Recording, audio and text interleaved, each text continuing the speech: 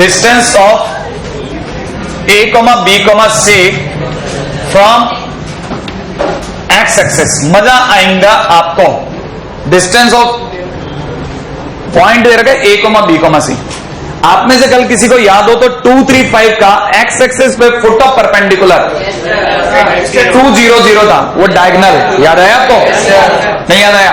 तो इसका मतलब ये कि अगर आपको एक्स एक्सिस से दूरी निकालनी है तो पहले X axis foot of perpendicular सोचो, ठीक है। It is equivalent to distance of A, B, C, ठीक है ना, from foot of perpendicular of ABC on X axis. क्या आप ये बात समझ गए? एक्स एक्सिस से फुट ऑफ परपेंडिकुलर के बराबर होगा। और एक्स एक्सिस से फुट ऑफ परपेंडिकुलर कौन है? A00। क्या आपको ये बात नहीं समझ में आई? सही ना भाई? हाँ भाई, आता हूं। तो कहने मतलब इट इज इक्वलेंट टू क्या? It is equivalent to distance of ABC from A00। लिख दो। अब A00 से दूरी मत पूछना, मैं डायरेक्ट लिख रहा हूं। कई लोग समझ सकते हैं, कई लोगों को बहुत समय लगता है। किसी को समझ में लगाया? ये कैसे लगाया मैंने? ये कैसे लगाया मैंने? डिस्टेंस फार्मूला A-A करके। अच्छा, अब अगला पॉइंट नंबर 2। ऐसे लड्डू क्वेश्चन पूछता हूं। डिस्टेंस ऑफ, शायद मैं कल पूछ चुका हूं, डिस्टेंस ऑफ डब्बा ABC फ्रॉम ओरिजिन। याद आ गया आपको? That will root over A² plus B² plus C²। क्या आपको एक दोनों बातें क्लिक कर गई? अब मैं अगले क्वेश्चन बताता हूं, राइट है? अच्छा, डिस्टेंस भी आ गई। हाँ भाई, अच्छा ऐसे ही बात करता हूं, एक छोटा सा क्वेश्चन लगाता हूं, ठीक है। डिस्टेंस वगैरह सब नप गया, एक छोटा सा क्वेश्चन रखता हूं, राइट है? मेरा क्वेश्चन है कि in 3D x into y equal to 0 represents, ठीक है, option A 2 perpendicular lines, option B 2 parallel lines, ठीक है, ऑप्शन सी 2 परपेंडिकुलर प्लेन, ठीक है, और डी नन ऑफ दीज। सही है भाई? अब इसको समझने का प्रयास करें जो मैं समझाता हूं। सारी कहानी 3D की है। सुनो बहुत ध्यान से सुनना। x इंटू वाई का प्रोडक्ट अगर 0 आ रहा है तो इसका मतलब होता है क्या कि आइदर x इक्वल टू 0 और y इक्वल टू 0। आप में से कई लोगों को जानकर के वापस बहुत खुशी होगी कि x equal to 0 YZ plane पे होता है। क्या आपको याद आया? और y equal to 0 XZ plane पे होता है। याद आया? और XZ प्लेन और YZ प्लेन एक दूसरे के परपेंडिकुलर है, तो इट रिप्रेजेंट्स 2 परपेंडिकुलर प्लेन्स। क्या आप अभी भी नहीं समझे? It represent 2 perpendicular plane. Now coming to the next point, अगर किसी ने क्वेश्चन में दिया तो इसे भी समझें। अगर कल को क्वेश्चन में दे दिया कि in 3 dimension x² plus y² equal to 0 और फिर वही same A, same B, same C, same D, अब क्या होगा? आप में से अगर किसी को स्ट्राइक करे तो अब पकड़ना। x² plus y² equal to 0 माने 2 पॉजिटिव नंबर्स का सम 0। कब होता है? जब दोनों 0। तो मतलब x equal to 0 and y equal to 0 simultaneously. क्या ये बात समझ में आई कि आप दोनों एक साथ गिन रहे हैं? नहीं है, साइमल्टेनियसली। अब जरा समझने का प्रयास करना, जो मैं समझा रहा हूं वो कईयों के लिए बहुत मुश्किल, कईयों के लिए मस्त है, ठीक है। x इक्वल टू 0 माने YZ plane, y equal to 0 माने XZ प्लेन। अब जरा इसको भी समझें, दोनों एक साथ कहां होते हैं उसको देखने के लिए x एक्सिस y एक्सिस बना लेता हूं। ये x है, ये y था, ये z है। याद आया? मैं आपके सामने पहले YZ प्लेन दिखाता हूं, उम्मीद आप समझ गए। ये XZ प्लेन है, सॉरी YZ प्लेन दिख गया? ये YZ प्लेन है जो ऐसे जाएगा है ना? अच्छा, जो आपके पास में XZ प्लेन है, x ये रहा, ठीक है, XZ प्लेन ये है। अगर आप समझे तो XZ प्लेन और YZ प्लेन एक साथ सिर्फ Z एक्सिस पर हैं। Z एक्सिस इकलौती ऐसी लाइन है जिस पर दोनों हैं। नहीं आया? ये जहां पे दोनों हथेलियां मिल रही हैं, ये वाली लाइन वो दोनों हथेलियों पे है। नहीं आई मेरी बात? अगर मैं बाय द वे बात करूं, ये भाई है पेन देना, निकलेगा ही, ठीक है? हाँ, और मैं 2 टी शर्ट फाड़ चुका हूं इस चक्कर में, ठीक है? ठीक है, हाँ, तब से संभाल के करता हूं, ठीक है? अगर बाय द वे इसको देखा जाए, दिस पेन, ये जो पेन है दोनों हथेलियों पे है, इस पे भी है और इस पे भी है। राइट नाउ दोनों एक दूसरे के परपेंडिकुलर है, बट ये लाइन दोनों पे लाई करती है साइमल्टेनियसली, दिख रहा है? ये पेन दोनों पे लाई करता है, सेम थिंग हियर। क्या कि ये वाली जो लाइन है, इसका मतलब साइमल्टेनियसली, वापस बोल रहा है ना, इसका मतलब मैं क्या लिखूं? It is equivalent to Z axis, और जेड एक्सेस होते ही answer is none of these. क्यों? क्योंकि ना तो 2 परपेंडिकुलर लाइनें मिली, ना 2 पैरेलल लाइनें मिली, क्या मिला? एक एक्सेस मिला। समझ में आया कि नहीं आया? नहीं आया? आ गया? फटाफट कॉपी हो जाए, सही है? कॉपी कर लें आप फटाफट से, लिखिएगा if square of distance of A point, if square of distance of A point, ठीक है, from coordinate axis, if square of distance of A point from coordinate axis having sum equal to 36, having sum equal to 36, then find distance from origin, then find distance from origin, कहिए, then find distance from origin having sum equal to 36। किसी का बना? अभी मिला लेते हैं ना, सब मिला लेते हैं, सब मिला लेते हैं। आप तो ये बता दो कि डिस्टेंसेस फ्रॉम कोऑर्डिनेट एक्सिस, समझ में आया? इसका मतलब डिस्टेंस फ्रॉम एक्स एक्सिस भी होगा, और एक पॉइंट क्या है? पॉइंट का नाम है एबीसी मान लो। मैं सबसे पहले क्या कर रहा हूं, सॉल्यूशन के अंदर लेट पॉइंट, सॉल्यूशन के अंदर पॉइंट मैंने अपनी तरह से मान लिया, लेट पॉइंट इज एबीसी। मान लो एबीसी की एक्स एक्सिस से दूरी, एक्स एक्सिस से दूरी root over B square plus C square, अभी अभी आपने सीखा। वाई एक्सिस से दूरी root over A square plus C square. अच्छा, जेड एक्सिस से दूरी root over A square plus B square, यही होगा। और अगला बोल रहा है इनके स्क्वायर का सम, इनके स्क्वायर का सम, इसका square B square plus C square, इसका स्क्वायर ए स्क्वायर प्लस सी स्क्वायर, इसका स्क्वायर ए स्क्वायर प्लस बी स्क्वायर, सबका सम 2 बार ए स्क्वायर, 2 बार बी स्क्वायर, 2 बार सी स्क्वायर, यही होगा। और ये कितना दे रखा है? 36, उड़ा तो कितना रह गया? 18। तो A square plus B square plus C square की वैल्यू 18। अब आपको जैसे किसी को याद हो, ओरिजिन से दूरी, ओरिजिन से डिस्टेंस होती है root over A square plus B square plus C square, इसका था अंडर रूट 18, अंडर रूट 18 बोले तो 3√2। कहानी पकड़ना आई या नहीं आई? हाँ, ये बहुत काम की चीज हो गई, ठीक है ना? जो मैंने अभी बताया उसी पे क्वेश्चन करा दिया, एनसीईआरटी क्वेश्चन है। हाँ, 11 का अपन कौन सी में? अच्छा चलो आगे चलते हैं ना,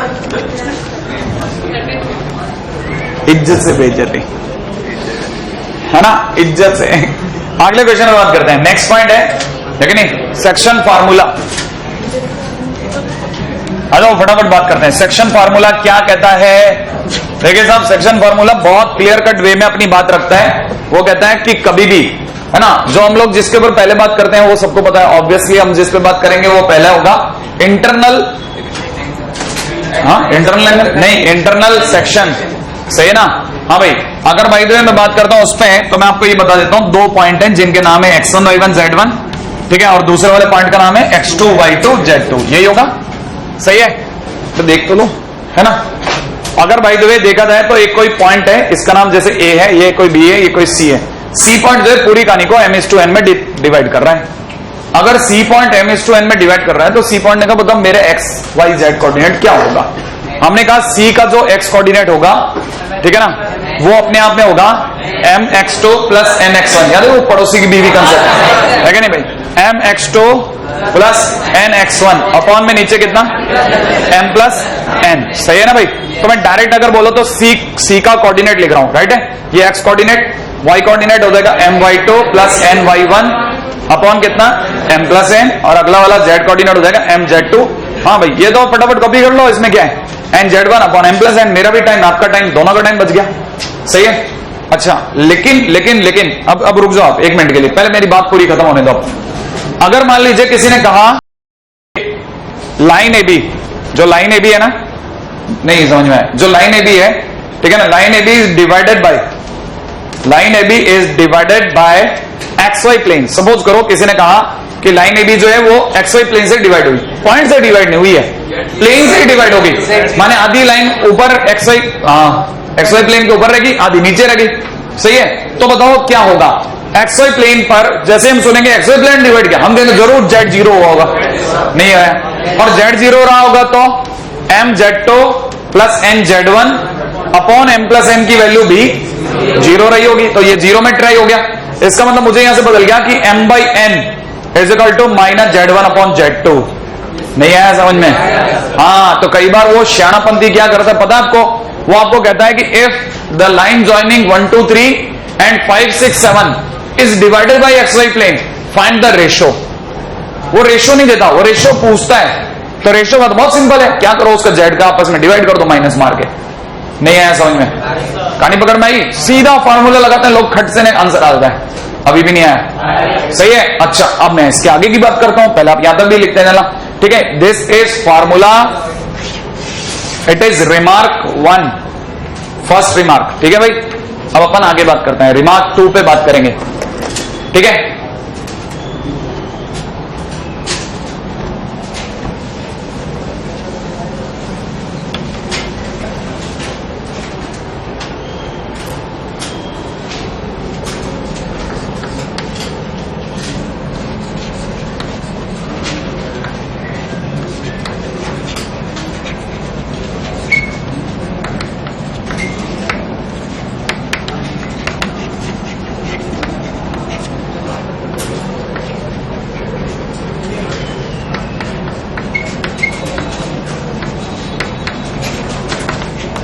अगर मान लीजिए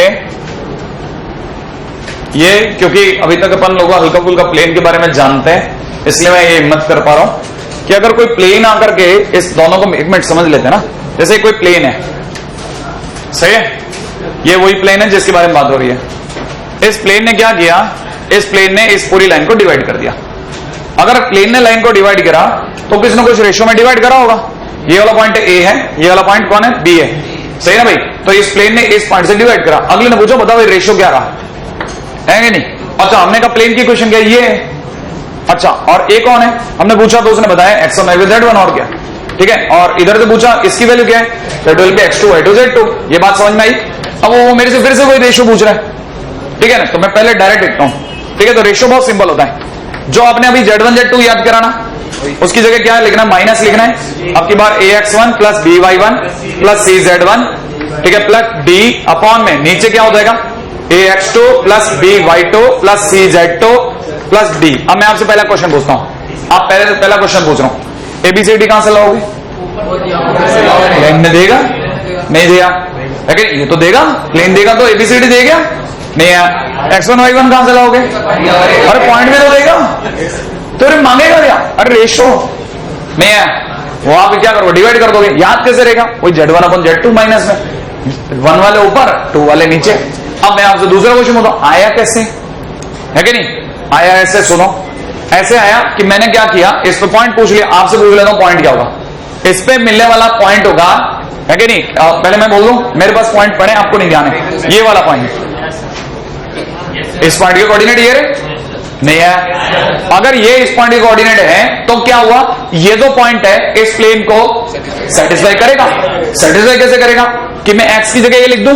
अब आप में से कई लोगों को ये चालाकी दिखाता हूं, देखो मैंने क्या किया, a इंटू एक्स, नहीं है, plus b into Y plus c, z की जगह ये रख दूं, प्लस d बराबर 0 कर देता हूं, कर दिया।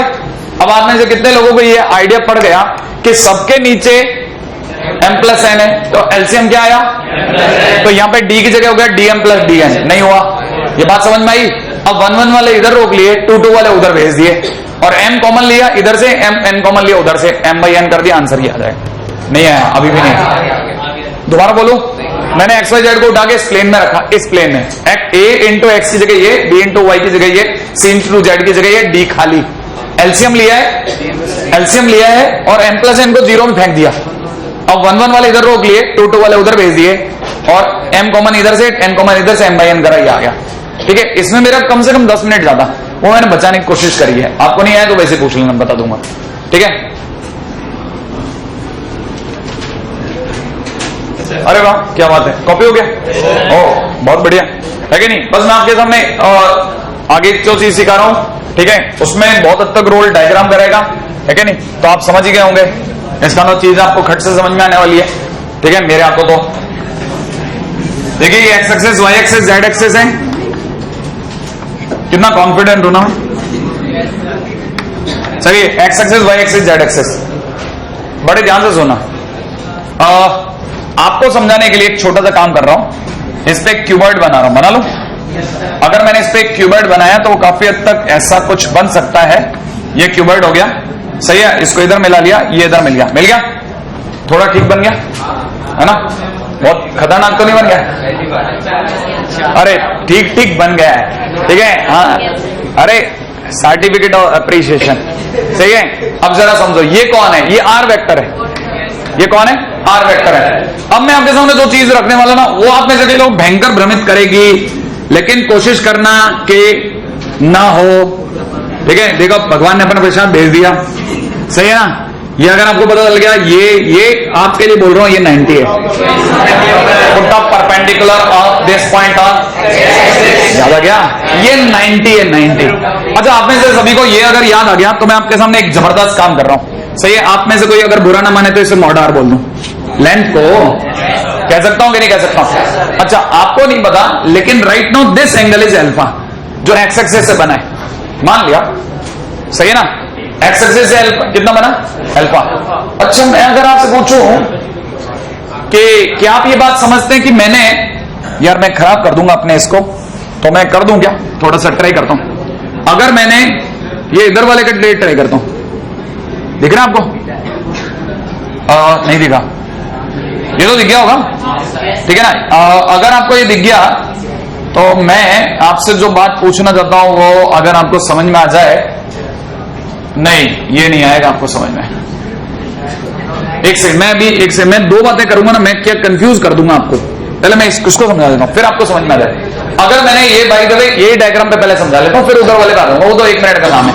अच्छा, ये अगर आर है, ये अगर अल्फा है, और मैं अगर इस ट्रायंगल को अगर मैं बाहर ले आता हूं, तो आप में से कई लोगों को ध्यान पड़ेगा ये ट्रायंगल कुछ हद तक ऐसा है, सही ना भाई?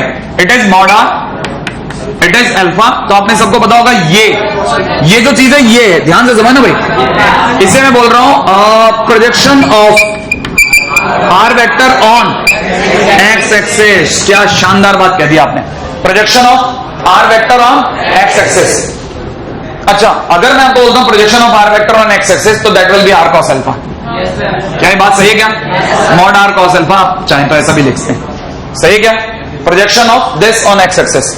अच्छा, आप में से अगर किसी को वापस अब मैं डायरेक्टली पूछ लूं, अगर चल जाए तो आप में से सभी को ये बात समझ में आ गई कि projection on X axis is equal to mod R cos alpha, सही है? अच्छा, अगर भाई मैं बोलूं कि मेरा वाई एक्सिस से जो एंगल है ये वाला है, ये वाला एंगल, सही ना भाई? अब मैं इसको तो और कम नहीं कर सकता, ये वाला एंगल इज बीटा। अच्छा, जेड एक्सिस से जो एंगल बन रहा है वो पीछे की तरफ जाके बन रहा है, दैट इज गामा, सही है भाई? तो याद रखना, यहां पे जो अल्फा बीटा गामा है, they are known as direction angle. क्या कहलाते हैं? Direction angle. अभी तो आप टाइटल नहीं डाले, आप पहले समझ लें ये क्या कहलाते हैं, direction angle. Direction angles are known as alpha beta gamma. अच्छा, अगर direction angle are known as alpha beta gamma, तो मैं जैसे ही मैं आपसे पूछूंगा प्रोजेक्शन ऑन वाई एक्सिस, आप में से हर एक किसी को लगेगा मॉड आर कॉस बीटा। अच्छा, projection on Z axis, that will be mod R cos gamma. ये बात यहां तक भी पकड़ में आ गई। अच्छा, आपको नहीं पता, लेकिन जिसको आप प्रोजेक्शन ऑन एक्स एक्सिस कहते हैं ना, उसको दुनिया वाले प्यार से R1 कहते हैं, ठीक है ना? अच्छा, projection on Z axis, Y axis, that is R2, that is R3। अब आप में से कई लोग कंफ्यूज हो गए होंगे कि R1, R2, R3 कौन से वाले? मैंने कहा आपको याद दिलाता हूं, क्या आपको याद है कि R vector is equal to known as R1 i cap plus R2 j cap plus R3 k cap. याद आया आपको? नहीं आया? सही है। जिसको आप R1 कह रहे हो ना, वो that is nothing but mod R cos alpha i cap plus में कितना mod R cos beta j cap, सही भाई? और इधर की तरफ देखा था mod R cos beta cos gamma k cap. याद भी पकड़ में है, दैट इज आर वेक्टर। क्या ये बात पकड़ में आई? आप में से कोई खटाखट अगर सोचे तो कुछ कॉमन आ रहा होगा? क्या कॉमन आ रहा है? Mod R. और मॉड आर को अगर नीचे भेज दो तो R vector upon mod R बराबर में कितना रह गया, cos alpha i cap plus cos beta j cap plus cos gamma K cap, यहां तक कह दूं? अच्छा, जैसे आप ये कहोगे मैं इसको आर कैप लिखने को तैयार बैठा हूं, लेकिन याद दिलाऊंगा एक और बात, जहां alpha beta gamma direction angle है, वहीं cos alpha cos beta cos gamma direction cosines हैं। क्या कहलाती हैं? Direction cosine. क्या आपको ये बात और पकड़ में आई? अच्छा, आप एक बात बताओ, मैंने डायरेक्शन कोसाइन ही क्यों ली? क्योंकि मेरे पास और कुछ था ही नहीं। ये खंबा गिरता है वहां कॉस देता है, याद आया कि नहीं? तो मैं डायरेक्शन साइन डायरेक्शन टेंजेंट नहीं जानता, इसलिए इनका नाम डायरेक्शन कोसाइन पड़ा। एनीवे, जब इनका नाम डायरेक्शन कोसाइन पड़ा तो कुछ लोगों ने cos alpha cos beta cos gamma से मुक्ति पाने के लिए इनके कुछ निकनेम रख दिए, ठीक है ना? जैसे एल, इसका मतलब तो it is L I cap plus में M J cap plus N K cap. याद रखना, इसी को हम लोग प्यार से एल एम एन भी कहते हैं। This that is L, that is M, that is N. ध्यान रहेगा? अच्छा, एनीवे, अगर आपको ये बात समझ में आई तो एक और इंटरेस्टिंग बात पूछता हूं कि आपको ध्यान है इसका मॉड कितना होगा? इसका मॉड और इसका मॉड 1। क्यों? यूनिट वेक्टर है, कैप है ना। तो हमें से सभी को ये बात भी समझ में आ गई होगी कि root over L square plus M square plus N square equal to 1। इसका मतलब L square plus M square plus N square equal to 1। हाँ बिल्कुल। और ये भी अपने आप में लोग यही कहते हैं कि डायरेक्ट आप क्या किया करें कि जब भी आपको कोई वेक्टर दिया करें तो उसके एल स्क्वायर माने डायरेक्शन कोसाइन के स्क्वायर का सम इक्वल टू 1 कर दें। क्या आप में से कोई इस बात के लिए एतराज करेगा कि मैंने लिख दिया cos square alpha plus cos square beta plus cos square gamma 1 हो गया? क्या ये 1 कर दूं? बोल नहीं रहे हो? मैं आपसे दूसरा क्वेश्चन बोलता हूं, बताओ sine square alpha plus sine square beta 999 is equal to -2। सोचो, या -2 + 2, आप सोचने वाला सोचो सोचो सोचो जल्दी सोचो। क्या किया? अरे 1 minus cos square alpha 1 minus cos square beta 1 minus cos square gamma, नहीं 1 माइनस साइन स्क्वायर गामा नहीं है। साइन स्क्वायर वाले सारे लोग माइनस के इधर भेज दिए, इधर कितना रह गया? इधर कितना रह गया? 3। और इसको इधर ले दो तो यहाँ पे कितना लिखो? 6 नहीं है। एक और क्वेश्चन बोलता हूं, जवाब देना।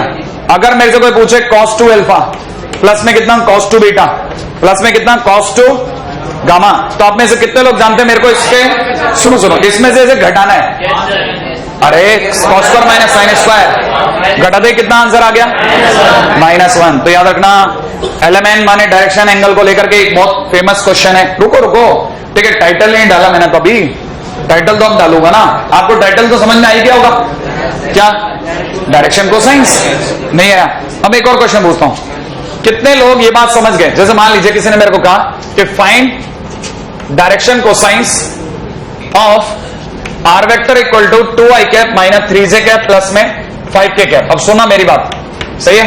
इसको निकालते कैसे हैं? डायरेक्शन कोसाइन बोले तो एलिमेंट कब आई? जब मैंने उसका आर कैप बना लिया। तो सबसे पहला काम मुझे इसका आर कैप बना लेना चाहिए। आर कैप बनाने के लिए क्या करना चाहिए? आर वेक्टर को आर के मॉड से भाग लगाना चाहिए। बोलो ना, नहीं आया? किसी का भी अगर डायरेक्शन कोसाइन निकालना है तो सबसे पहले उसे आर कैप बना लो। आर कैप बनाने के लिए आर वेक्टर पर मॉड आर करोगे, तो जैसे मॉड आर करोगे it is 2i cap minus 3j cap plus में कितना? 5k कैप अपॉन में नीचे कितना? रूट ओवर 4 + 9 + 25 बोले तो 38। अब √38 इसके नीचे के इसके नीचे के इसके नीचे, okay got it. 2/√37 38 2/√38 i cap minus 3/√38 j cap plus में कितना? 5/√38 k कैप। ये बात सही है? ये मेरा आर कैप है। अब बताइए सब, पहली बात मैं आपसे दो क्वेश्चन पूछता था, जवाब देते जाना, ठीक है? पहली चीज, नहीं तीनों का सम 1 होगा, वो तो वैसे भी होगा, तीनों का स्क्वायर का सम। एनीवे ये अपने लिए है ना। अगर मैं आपसे पूछूं ये कौन है? This is L. तो एल इज इक्वल टू कितना आ गया? 2/√38। वो अब आपको समझ में आ गया है ना। सिमिलरली एम और एन लिख लोगे, ये आपका एम है, ये आपका एन है। मेरे को दूसरा क्वेश्चन पूछने दो, ठीक है? Projection of are vector on Z axis, projection of are vector on Z axis का मतलब होता है एन। आप मेरी बात नहीं समझे। Projection of are vector on Z axis कितना होता है? एन। और एन बोले तो 5/√38। ये बात पकड़ में नहीं है आपके? आ रही है? नहीं आ रही? बहुत सिंपल काम है कि नहीं? यही छोटे छोटे क्वेश्चन करवा करके है कि नहीं आपकी एनसीईआरटी सेकंड एक्सरसाइज पूरी होती है। आ जाओ आप यहाँ पे, ठीक है? अच्छा टाइटल तो डाल दूं, ठीक है? Direction angle and direction cosine, फटाफट लिखेगा। Direction angle and direction cosine. सही है।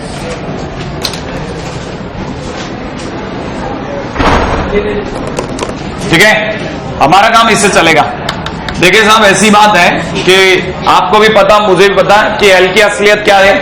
एल एक्चुअल में कौन है? एल एक्चुअल में कॉस अल्फा है कि नहीं भाई?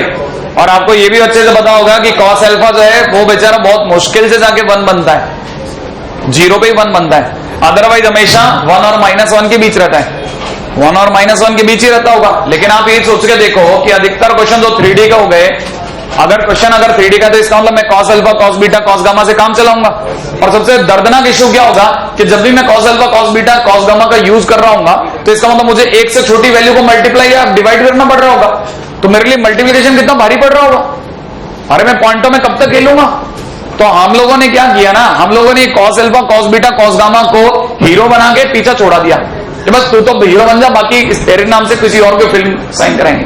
कैसे? देखो, हमने क्या किया, जानबूझ करके 3 ऐसे नंबर लिए जो हमेशा LMN के रेशियो में हुआ करते थे।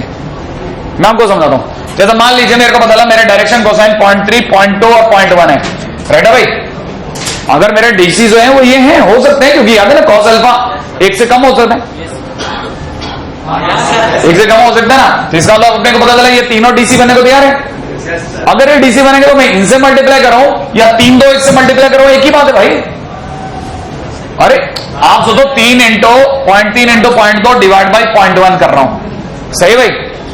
आप सोच के देख लेना जो भी है कि नहीं। अच्छा, मैं क्या इसको 3 इंटू 2 डिवाइड बाई 1 कर सकता हूं क्या? अरे सोच के बोलो, क्या कर रहे हो?